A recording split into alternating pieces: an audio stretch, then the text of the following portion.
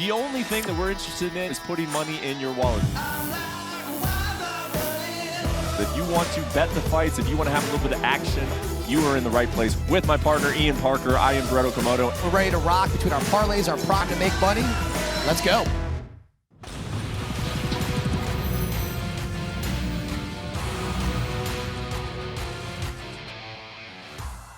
Yes, there she is, the UFC's Apex facility in sunny Las Vegas. It has become clearly a repetitive home for the UFC's fight nights over the last few years. In fact, this Saturday, UFC Fight Night will be the 50th UFC Fight Night at the Apex. That doesn't even seem possible, but we know the UFC stays busy, and lately has been staying busy at the Apex. But it will be the last time it's at the Apex for the next month, which I just gotta believe that has not happened in the last 2 years, man. They've been at the Apex repeatedly. It's been a great home for them. It will be a home for UFC Fight Night this weekend. Magomed Ankalaev taking on Thiago Santos in a 6-fight main card that should be a lot of fun to talk about. And we're going to talk about it here on UFC Best Bets. I am Brett Okamoto alongside Ian Parker, who has been on a hot streak, man, who's been putting money in our wallets consistently in 2022. You got to be feeling good, man. I mean, go ahead and take a little bit of an opportunity to brag about your performances here, Ian. Yeah, look, last week, UFC 272, I said there was a little bit of pressure. We knew there was a lot of views, a lot of eyeballs, and this show, you and I as a team, we came through 4-1 on the best bets. The only blemish was Barboza, which I will take that shot any day of the week. We hit our parlay for the 3rd consecutive week, and look at those odds that we got. Can't ask for anything better. And the main event has been our bread and butter. Not 1, 2, 3, 4, 5, but 6 Colby Covington by decision. I was so confident in that situation, and it came through. And look, we're going to try and make it lucky number 7 this week. I got a good feeling on it. You're looking like a young Conor McGregor out there, man. This is reminiscent of the 2016 run. They were putting 2 belts. Yeah, you're looking around asking for your 2nd belt right now. That is you. That is the energy that Ian Parker is bringing to Best Bets right now. And we are going to keep it going. Like I said, a 6-fight main card on ESPN Plus this weekend, headlined by that light heavyweight fight, Thiago Santos taking on Magomed Ankalaev. Lot of interesting fights on this card, though, man. I wrote a story about it on ESPN.com. You can take a look at that. But Alex Pereira, obviously a lot of intrigue around him with his history with Israel Adesanya, the middleweight division.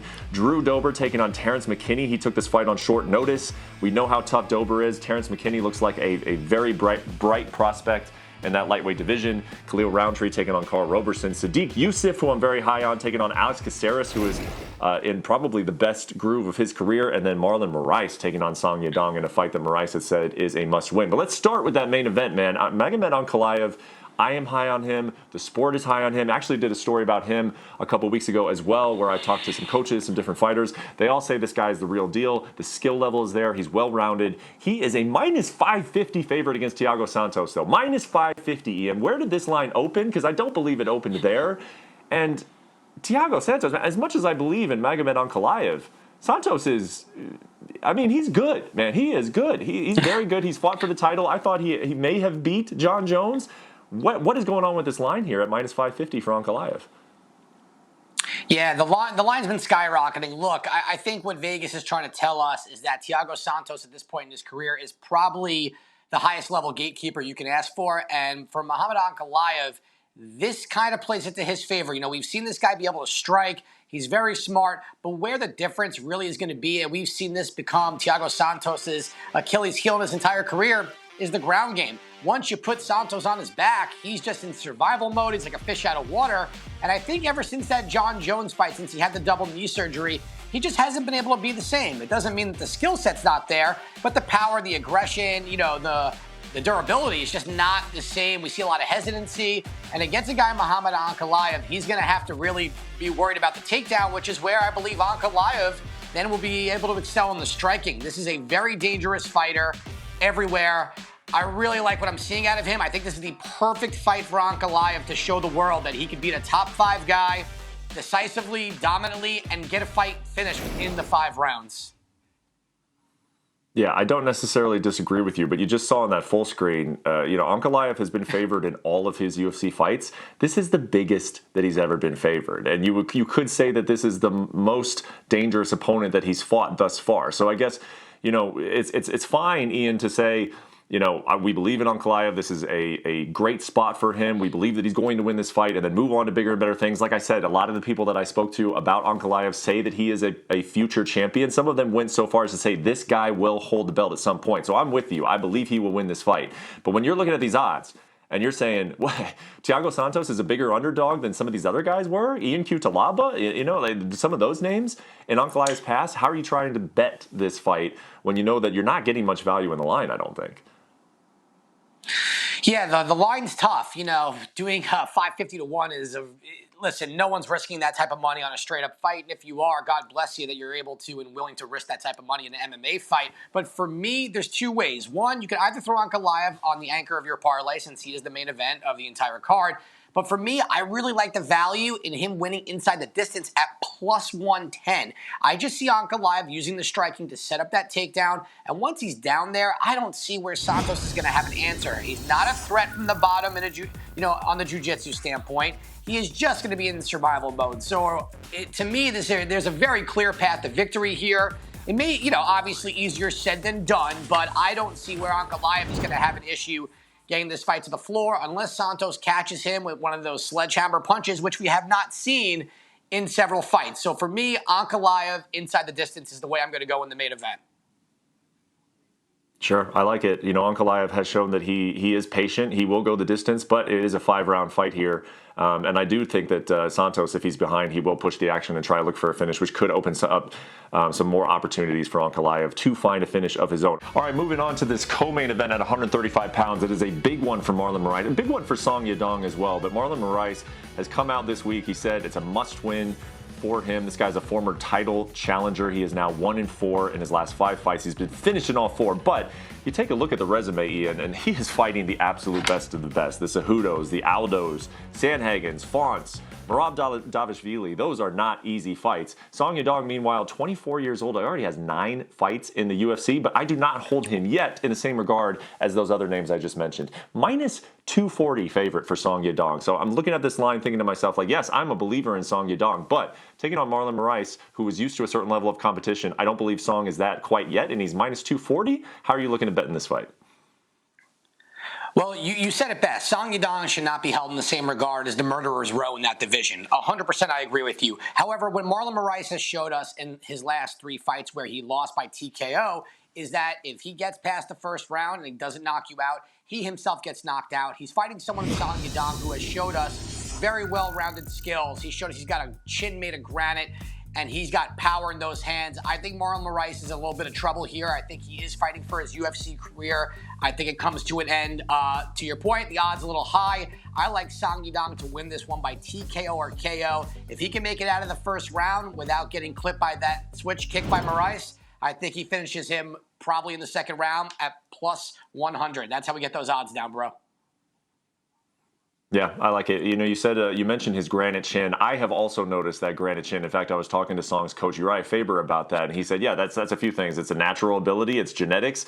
It's also being prepared and being in great shape.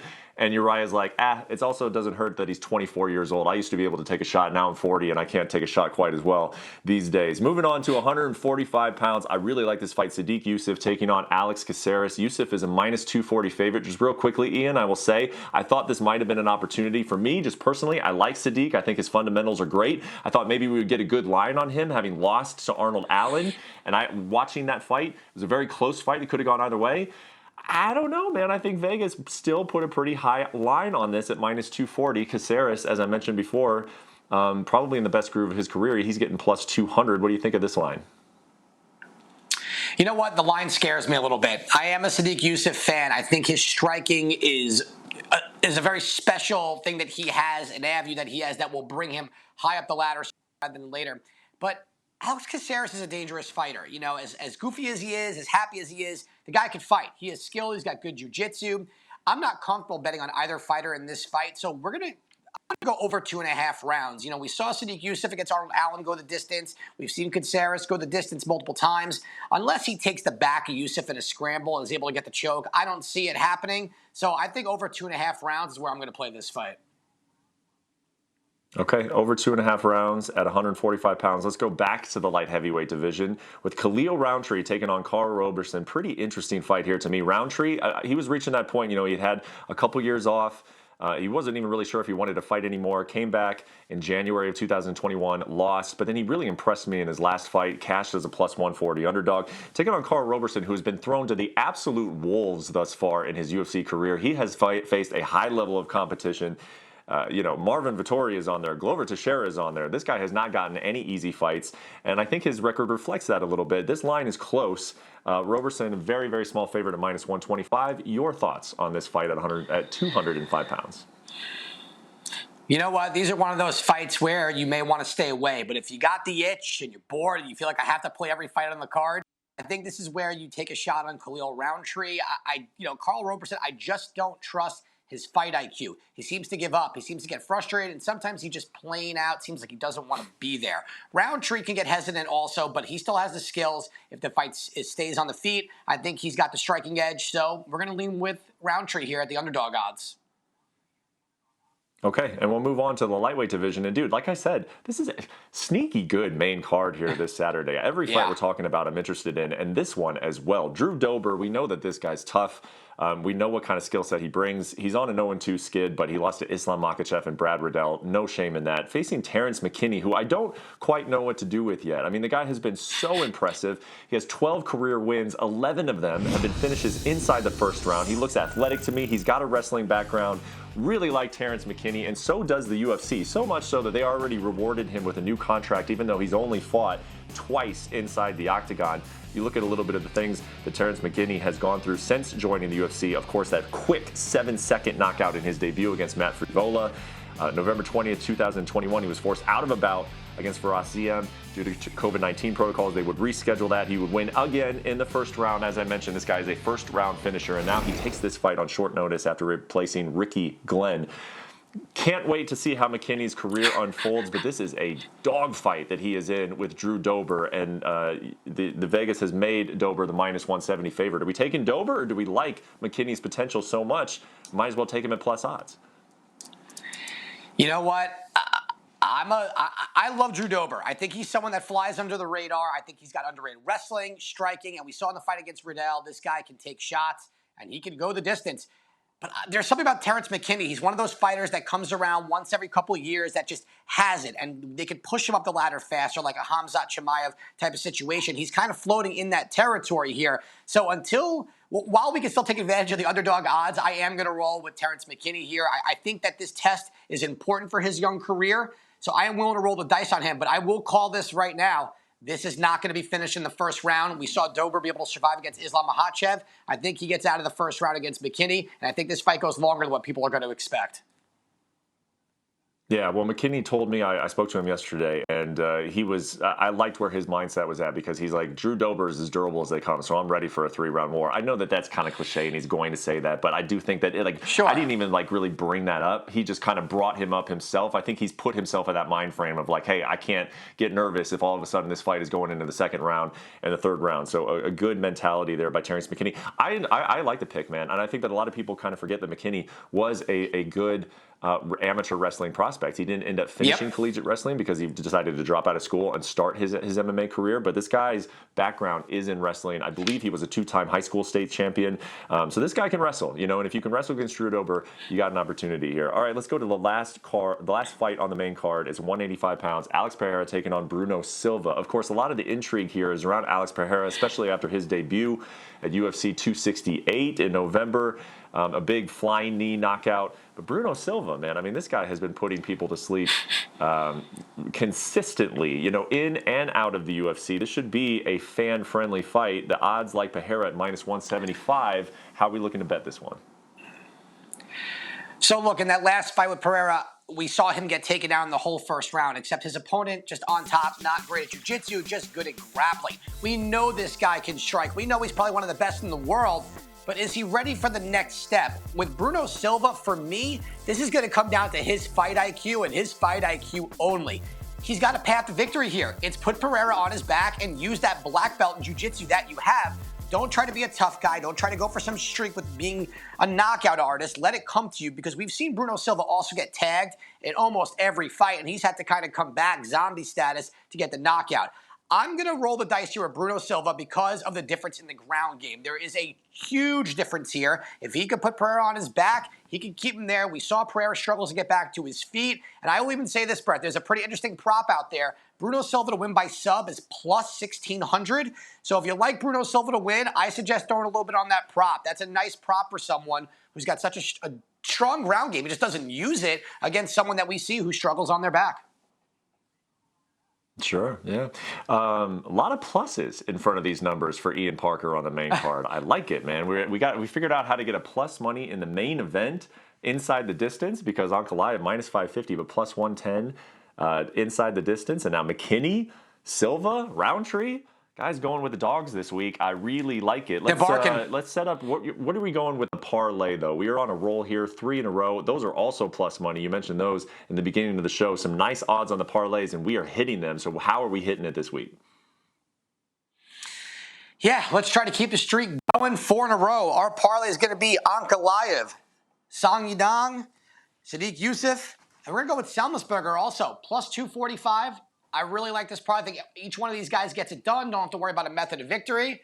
And we're going number 4. Okay, so a plus 245 on the parlay this week. The only one that would make me a little nervous, I suppose, is Song Yadong, because Marlon Moraes is just such a finisher and his back is against the wall so much. But Song Yadong really, I mean, again, we're talking about a lot of these names on this card could be guys just to watch moving forward. Song Yadong clearly at the top of that list at only 24 years old. Okay, let's get to your prelims. We're going to go rapid fire on these. Ian, you got to have action on the prelims. You want to have action on the prelims, tell us how to do it. Give us your pick for every single fight on the card. Let's start off with Miranda Maverick over Sabina Mazo. Miranda Maverick needs to win this fight. I think that she does have the edge. We've seen Mazo exposed when put on her back. I like Miranda Maverick by decision. Look, Cody Brundage here. There is another path to victory. It is cardio and wrestling. If you can do it against Dalcha, that plus 110 makes a lot of sense to me. Mutino versus Guido Canetti. This one scares me a little bit, but Mutino showed such toughness against Sugar Sean O'Malley. I think he is better everywhere. Let's just make sure he doesn't lead with his head and he uses his strikes. I like him to get it done. And I am such a big fan of Murzakanov. I don't love leaning on guys from the Contender Series, but he is so well-rounded. I think he's good, better everywhere. I don't mind those odds. We talked about Semelsberger in the parlay. These two guys have shown tremendous knockout power. However, we've seen both guys, especially Semelsberger against a guy in Cass Williams, where he's gone the distance. So I'm going to go with the fight to start round 2. Aldrich, Jillian Robertson. I like Robertson a lot here. I think her striking is equal, if not better, and the ground game is superior to Aldrich. Trevin Jones, 5-star, interesting fighter, but something about Basharat on that Contender Series just really got me hooked. I like him. And I like Kamala Kirk here. Damon Jackson has shown that he's been able to be controlled, get hit a lot. Kirk packs a heavy punch. He's got good submission skills. And that's how we're going to wrap up the prelims. Great stuff, Ian. So before we get out of here, I just want to have you highlight a few of those ones. And Semelsberger seems like the one to highlight. You put him on the parlay. You also had the minus 200 for round 2 to start. Just give us a little bit more idea of why you like Semelsberger in this welterweight fight and how you see it going. Because, for you to take round 2 starts, I know that you probably have some good intel on that. Well, look, AJ Fletcher, we've seen very impressive, but on the Contender Series, it was a short fight. It was a flying knee, and this is a different level of competition here. He's a good fighter. Don't get me wrong. Just Semelsberger has fought higher level competition. I really love what I saw against him with Chaos Williams. He was poised. He won in the striking battle against someone who was supposed to be a better, more powerful striker. So I do like him to win this fight. And again, I think this is one of those fights that no one's getting knocked out in that first round. If they do, I'd be very surprised. So that prop to start round 2 does look like something I'm going to tap into. I think Semelsberger gets it done. The level of competition and his experience is going to play a huge factor here. Okay, only other one I'd have you highlight is this flyweight fight between Miranda Maverick and Sabina Mazo. A little surprised that Miranda Maverick didn't make our parlay, I will admit. But you were taking her, but you were taking her by decision. She is another one. You talk about some of the names on this card who need a win. Miranda Maverick does need a win. Vegas likes her to do so at minus 330, but we're not taking 330. We're not putting it in the parlay, but you like her as a decision. Talk about this 125 fight for me a little bit. Yeah, so look, the reason why she's not going to be in our parlay is she's coming off 2 losses. That last fight, she was controlled, and she's also still very young in her career. So we haven't seen her be successful yet after facing adversity. Granted, the fight against Macy Barber, I think everyone and her mother thought she won. I thought she won, but the judges didn't. Then she lost again in her last fight, dominated. So for me, she's going against someone in Mazo who has fought good competition, who's going to be taller, who's a good striker. You know, I just would like to see her get back in the win column. And for me, Miranda Maverick can do that by controlling her on the ground and getting it done by decision. Well, to your point, yes, I did think Miranda Maverick beat Macy Barber, and you said everyone and their mother. Mrs. Okamoto thought that Miranda Maverick won that fight as well, so you're not wrong in saying that. Okay, best Smart part lady of the episode. Take it away. Best bets. Where are we going with the best bets this weekend? Let's do it. Magomed Ankalaev inside the distance. 5 rounds to get it done, going from -550 to +110. I think he does it on the ground. Dober McKinney, I talked about this before. I do like McKinney, but for me, this is where he's going to be tested. Dober is extremely durable, over 1.5 at -137. I'm going to roll the dice here in Jillian Roberson. I believe coming off that last win against Zombie Girl, she's confident. Her striking is good, but we know where it's going to go to the ground, where she will dominate. She beats J.J. Aldrich that way. I like Basharat at -150 against Trevin. I think he's well-rounded and let the fight go anywhere. I like his IQ. And same thing with Azamat Murzakanov. I just think this guy is a special talent in that division. I don't see where he loses. So that's going to wrap it up. And, of course, the Parker's Parlay, Ankalaev, Sung, Yusuf, and Thomasberger at plus odds. Let's do it again this week, Brett. As always, Ian brings the goods. You know, I would enjoy doing this show even if we were going 0 for... That's probably not true. I wouldn't enjoy going 0-15. But I enjoy going this show, but I enjoy it so much more when we are winning, and we are on a hot streak. As Kamaru Usman once said, keep that energy, young man. Ian Parker doing a great job for us at UFC Best Bets. Hopefully we will have another great weekend at UFC Fight Night. It's the final one at the Apex for a month. And then we are on to London, Columbus, Florida, all of that good stuff. And we will be there. UFC Best Bets will be there to talk you through it. Thank you for tuning in, and enjoy the fights this weekend. We'll see you next week.